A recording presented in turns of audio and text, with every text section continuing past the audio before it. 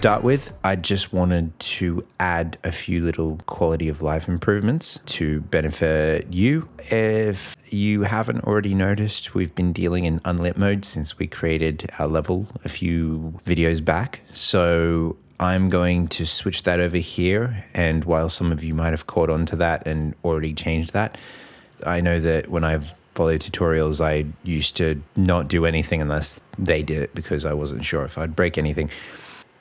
Secondly, when it comes to the level that opens up when you open your project, because obviously you're not doing these all back to back. Some of you might be, which, hey, this is probably the 12th video now, so good on you. But for those of you who are obviously taking breaks, you want to get straight into the level you're working in, I'm going to show you how to do that. We go up to settings, and then we open up project settings. Once we're in project settings, we go to maps and modes. And here we can decide two very important things. One, where our editor starts up when the map begins.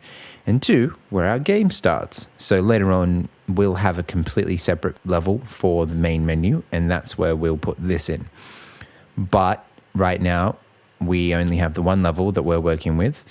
And so we're going to change this to test. And there we go.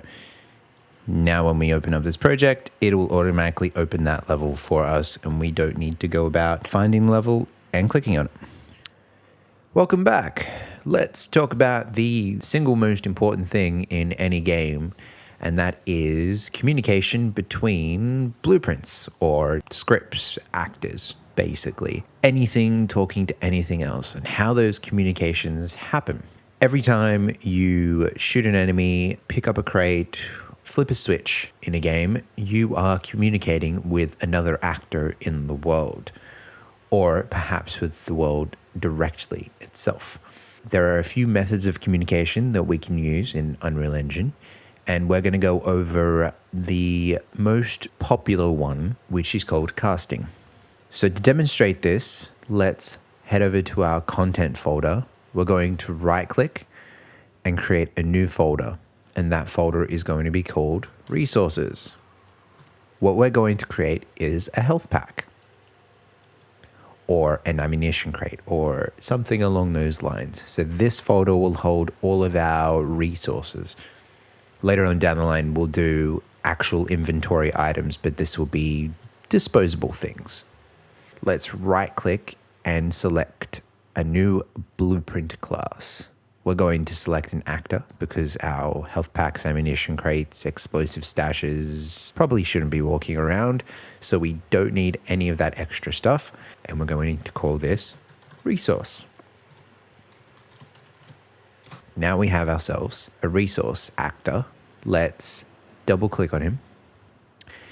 And I'm going to drag this tab up here so I can see it in full screen. The first thing you'll notice is this white sphere in the middle. This white sphere doesn't actually exist inside of the game once you start playing. This is a reference for us, the developer, editor, whatever you want to call yourself, that this is the actor. This comes in very handy for assets that are invisible, say a force field that you can't see, or say a trigger. But in this case, we're talking about something the player can see so that they can actively interact with it. So something invisible won't do. Now, just as an example of this, we're going to pop over to the editor and drag our resource in. And I'm going to set its x-axis to 500. And I'm going to give it a little bit of height. And there you can see we have our sphere. But if I hit play, the sphere disappears. That actor technically still exists, but we don't have any components in there to show it physically represented in the world. So that's the first thing we're going to do.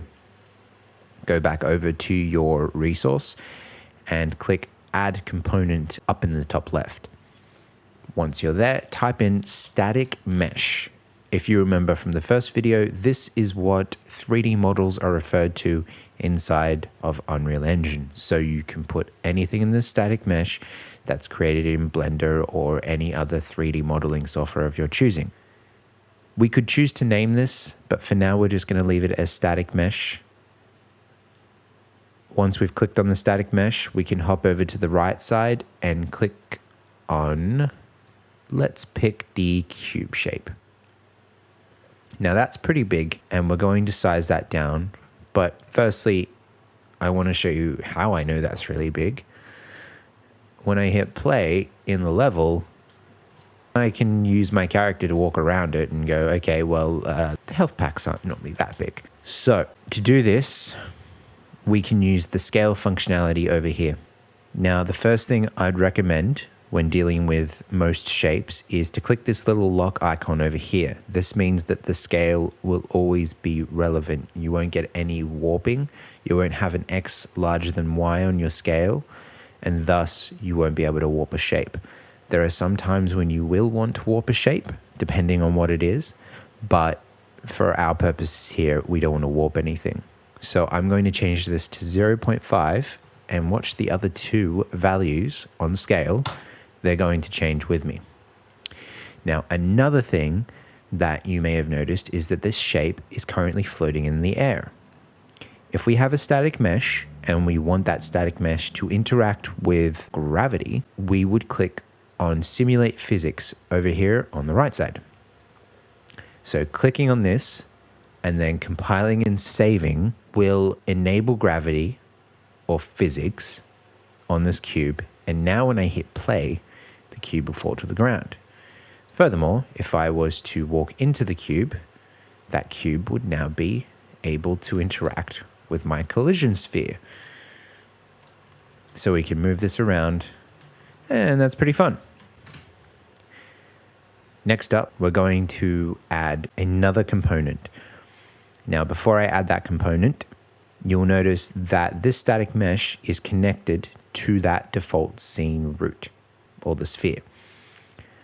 We want this root here so that we have the ability to move this object around in this space freely.